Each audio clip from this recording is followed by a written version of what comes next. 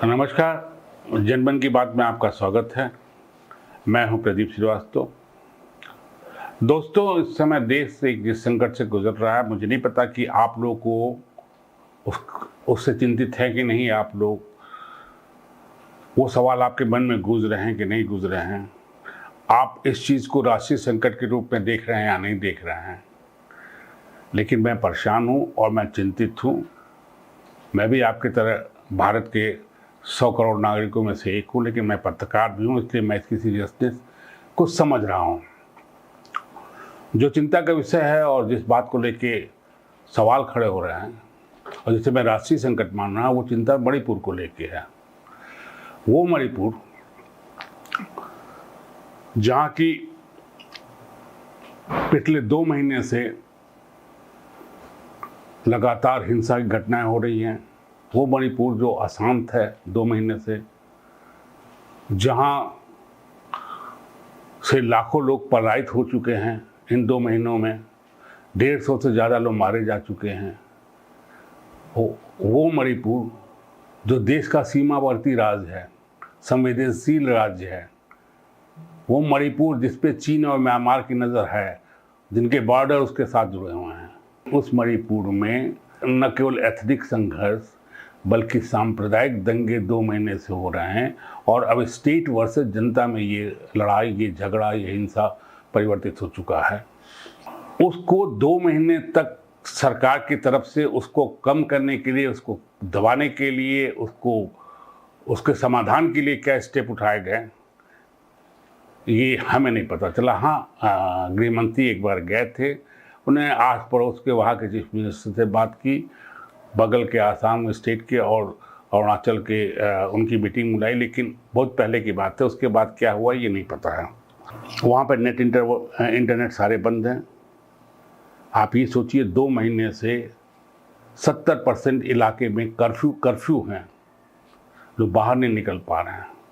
समाचार, चूँकि net internet बंद है, इसलिए फ़ोन से उनके परिचितों को समाचार नहीं मिल पा रहा है।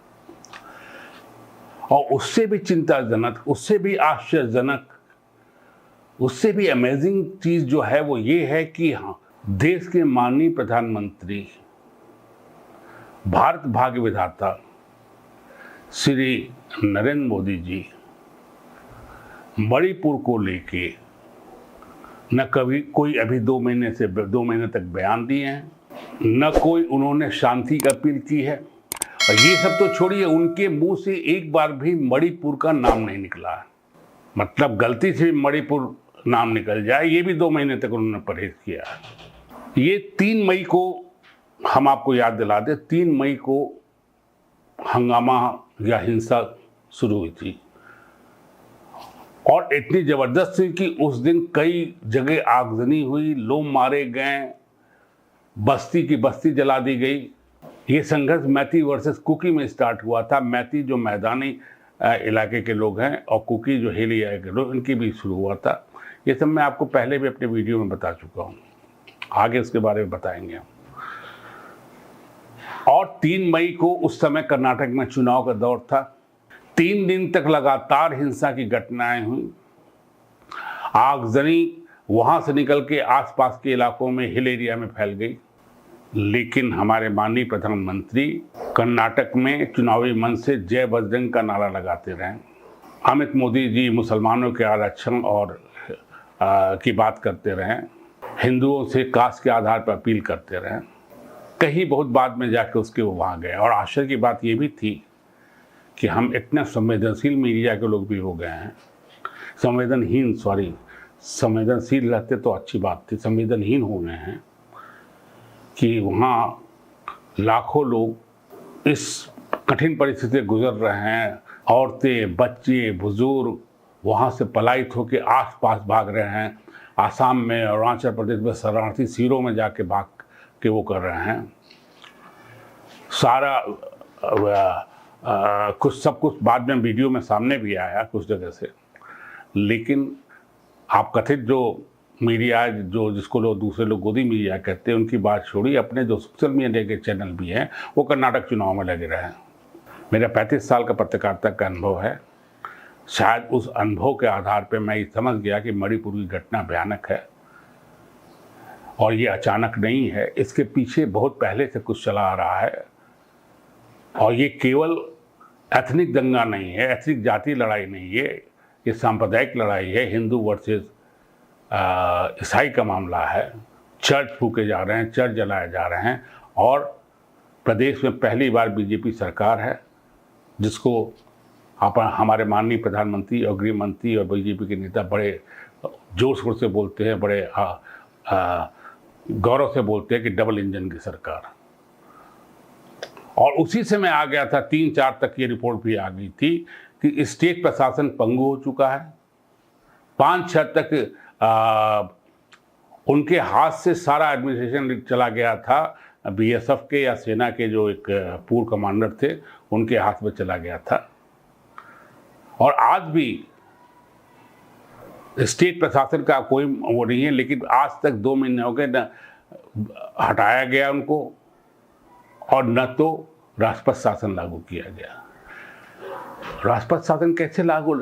आश्चर्य की बात है कि कर्नाटक चुनाव के बाद आने के बाद अपने प्रधानमंत्री व्यस्त रहे। संसद भवन का उद्घाटन ऐतिहासिक घटना थी, वो राजदंड उन्होंने लिया, लेकिन वाजपेयी जी ने उनको जो समझाया था 2002-2003 में राजधर्म की बात, उस पर ध्यान नहीं दिया उन्होंने कि वो राजधर्म का पालन करें।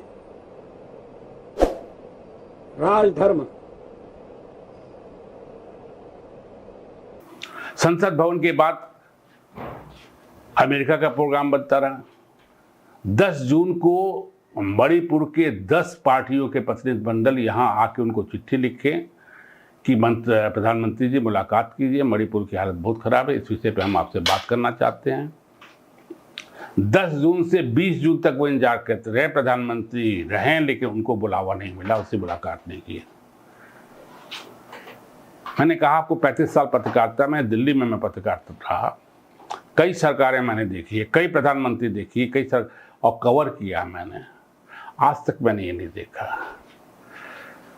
उत्तर पूर्वी राज्यों में संकट आते रहे, हिंसा की घटना होती रही, कश्मीर में होती रही। जब भी ऐसा कोई ये राष्ट्रीय संकट है तो प्रधानमंत्री अपनी पार्टी, अपनी सरकार तक सीमित नहीं रहता, कैबिनेट की मीटिंग बुलाता है, अपील जारी करता है, शांति की अपील जारी करता है, वहाँ भेजता है प्रतिनिधिमंडल, खुद भी जाता है कई बार, और विपक्षी पार्टियों की सारी पार्टियों की मीटिंग, सर्वदलीय मीटिंग बुलाता है। ये सर्वदलीय मीटिंग की बात छोड़िए, इस सरकार में हमारे माननीय प्रधानमंत्री ने जो लोग आए थे उनसे भी मिलने से इनकार कर दिया, एक अपील तक शांति की नहीं जारी की, और न उस पर कैबिनेट की मीटिंग बुलाई गई है। अब 15-20 दिन से जो है सारे चैनल, मतलब निश्चित तौर पर सारे चैनल का मतलब वो चैनल नहीं जो जिसको वाशिंगटन पोस्ट ने कहा था मोदी जी के मित्रों के जो चैनल हाथ में हैं, जो मीडिया हाथ में, वो नहीं, even YouTube channel, social media जो सरकार के मुखालफत करने में कोई कसर, वो भी चुप थी, लेकिन अब वो बोलना शुरू कर दिया। अब ये सवाल उठने लगा है कि प्रधानमंत्री चुप क्यों है मणिपुर में, मणिपुर के नाम पे वो चुप्पी क्यों साधे हैं, ये एक बहुत बड़ा सवाल है, और मेरे लिए भी बहुत बड़ा सवाल है। सवाल इस बात का भी है कि आप मणिपुर को क्या अपने देश का राज्य नहीं मानते हैं? क्या आपको सरकार को, और जो अपने सुरक्षा सलाहकार डोभाल साहब, जिनके किस्से पाकिस्तान के कैसे जासूस थे और क्या थे अभी तक होते थे, उन्हें नहीं पता है कि कितना सेंसिटिव मामला है नॉर्थ ईस्ट का मामला, जो 7 पूर्वी राज्य हैं, वो कब से सेंसिटिव है? क्या इंटेलिजेंस फेल्योर नहीं? कि आप क्या समझते हैं कि ये एक दिन में हुआ? नहीं, इसके तुम 1 साल से पहले तैयारी, ये सब मैं दे चुका हूँ। और फिर मैं आपको वो क्लिपिंग, वो मैंने 2 चैनल बनाए, 2 वीडियो बनाए थे। एक कर्नाटक चुनाव में मैं भी, मेरा उस समय 1 महीना पहले मैंने जनमन की बात शुरू की थी, लेकिन कर्नाटक चुनाव में सबके पूरे देश का इंटरेस्ट था, लेकिन उस इंटरेस्ट को और अपने टीआरपी को अलग करके मैंने मणिपुर पे वीडियो इसलिए बनाया कि वो नेशनल इम्पोर्टेंस का मामला था। मैं उन दोनों वीडियो की कुछ क्लिपिंग इसलिए दिखाऊंगा ताकि आपको ये ना लगे कि मैं भी नेताओं की तरह भाषण दे रहा हूँ और अपने क्या नाम है, चिंता जाहिर कर रहा हूँ, लफाजी चिंता जाहिर कर रहा हूँ।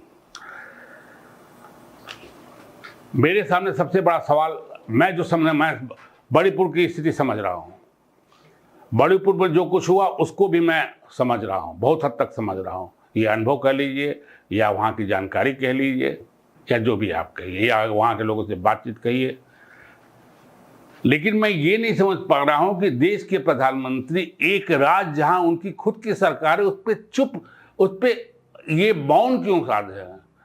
मनमोहन सिंह पे मौनी बाबा का, ये तो मौनी बाबा है नहीं, ये मेट्रो में घूम रहे हैं, ये वहाँ जाके हर जगह भाषण दे रहे हैं, प्रवासी भारतीयों से मुलाकात कर रहे हैं, लेकिन अपने देश के लोगों पे जो बीत रही है उसको नहीं समझ रहे। क्यों नहीं समझ रहे ये मेरे समझ में नहीं आ रहा है और इसका कोई आंसर भी नहीं मुझे दे रहा है। मैं आपसे भी सवाल पूछता हूँ, मैं इस चैनल के जो नेताओं से भी रिक्वेस्ट कर रहा हूँ कि आप में से कोई कारण बता देगा कि मोदी जी 2 महीने एक राज्य में हिंसा चल रही, एक राज्य में अराजकता फैली हुई, एक राज्य में 2 महीने से लोग कर्फ्यू के साए में जी रहे हैं, दहशत के साए में जी रहे हैं, उस पर एक शब्द क्यों नहीं बोल रहे हैं? शांति की अपील तक नहीं आज तक किया उन्होंने। इस बात का आप उत्तर अगर किसी ने मुझे बता दिया सही सही तो 35 साल की पत्रकारिता लगे मैं गुरु बन जाऊंगा उसको, क्योंकि मेरा दिमाग कामिल, मैं कई एंगल सोचा। ये $1 बिलियन क्वेश्चन का आंसर जो है अगर आप में से किसी ने दे दिया, अगर किसी नेता ने मुझे दे दिया तो मैं अपनी अज्ञानता मान लूंगा। एक आदमी ने अभी 1-2 दिन पहले दिया, सुब्रमण्यम स्वामी के नाम आपने सुना होगा, जो कांग्रेस के बहुत बड़े क्रिटिक थे, अब कुछ महीने से जब से राज्यसभा में थे अब बीजेपी के क्रिटिक है। उन्होंने जो कहा वो मुझे हाजिम नहीं हो पा रहा है, वो पच नहीं पा रहा है, शायद इसलिए कि वो बहुत बड़ी बात कह दी है। मैं नहीं जानता, उनका ट्वीट किया उन्होंने, उसकी वीडियो भी सामने आई है, उसकी न्यूज़ भी सामने आई है। उन्होंने कहा कि प्रधानमंत्री मणिपुर पे इसलिए चुप्पी साधे हैं क्योंकि वो चीन से संकोच करते हैं, जहाँ चीन शामिल हो वहाँ वो उस पर नहीं बोलना चाहते हैं। उसका उदाहरण भी उन्होंने दिया कि जो चीन ने तिब्बत, जो लद्दाख में कब्जा किया है, कई हज़ार स्क्वायर फीट ज़मीन पे हमारे, उस पर प्रधानमंत्री भी इसी वजह से आज तक नहीं बोले क्योंकि चीन से उनको संकोच है। स्वामी इस तरह 2 आरोप प्रधानमंत्री पर सीधे लगा रहे हैं, हालांकि उसका कोई जवाब नहीं आया सरकार की तरफ से। वो 2 आरोप ये लगा रहे हैं कि एक तो जो मणिपुर में हो रहा है वो चीन करवा रहा है, दूसरा वो ये आरोप लगा रहे हैं कि चीन से किसी न किसी कारण से अपने माननीय प्रधानमंत्री की नस दबी हुई है, जो संकोच कर रहे हैं उसको आप भय भी, उनका कहने का परोक्ष मतलब है, परोक्ष तौर पे वो भय की बात कर रहे हैं। मुझे नहीं लग रहा है कि अपने देश का प्रधानमंत्री जो है चीन से या रूस से या अमेरिका से भयभीत होगा, इतना भयभीत होगा कि अपने इंटरनल मामले में कुछ हो रहा है, अपने देश में अशांति हो रही है, उसको ऊपर नहीं बोला। सुब्रमण्यम स्वामी का ये बयान निश्चित तौर पे अगर सही नहीं है तो इसको सरकार को सीरियसली लेना चाहिए, प्रधानमंत्री को सीरियसली लेना चाहिए। मैं देखना चाहता हूं कि इतने बड़े बयान पर उनका क्या किया, लेकिन ये मान लिया स्वामी का बयान गलत है तो सही क्या है? क्यों नहीं पीएम बोल रहा है? आप में से कुछ लोग कुछ ज़्यादा ही राष्ट्रवादी और ज़्यादा ही हिंदुत्व वाले होंगे, 10% पर 15% मैं मानता हूँ, मान लीजिए, क्योंकि मैं अक्सर कुछ लोगों को देखता हूँ बोलते हुए, वे मैं ट्रेन पे आ रहा था तो उसमें भी हमको कई राष्ट्रवादी मिल गए थे, हिंदुत्व के पैरोकार मिल गए थे। मैं उनसे भी पूछना चाहता हूँ कि क्या मणिपुर राष्ट्र का एक इम्पॉर्टेंट स्टेट नहीं है? मणिपुर कल्चर के बारे में क्या वो नहीं जानते हैं? मणिपुर एक शांत प्रिय और शांति और एक विविध कल्चर वाला प्रदेश रहा है आज तक, वो ये नहीं जानते हैं? क्या उन्हें ये नहीं मालूम कि मणिपुर की 63% आबादी हिंदू है, जिनको मणिपुरी कहते हैं, जिन्हें आप मैती कहते हैं, वो हिंदू हैं? अगर नहीं जानते तो हमारा दोनों वीडियो देखिए, उसमें मैंने साफ बताया है।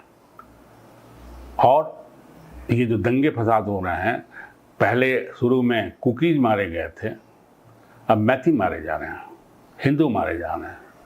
तो अगर आप राष्ट्रवादी हैं, राष्ट्रवादी हम सब लोग हैं, लेकिन आप कुछ ज़्यादा ही राष्ट्रवादी अपने को मानते हैं, हिंदू हम भी हैं लेकिन आप ज़्यादा ही हिंदुत्व के अगर सपोर्टर हैं, तो इन दोनों सवालों का जवाब भी आपको ढूंढना पड़ेगा। धन्यवाद, नमस्कार। मैं चाहता हूं कि आप इन चीज़ों पर गौर करें, और अगर हमारी बात हमारा चैनल अच्छा लग रहा हो तो उसको सब्सक्राइब करें और बेल बटन दबा के जो है आप हमारा उत्साह बढ़ाएं। नमस्कार।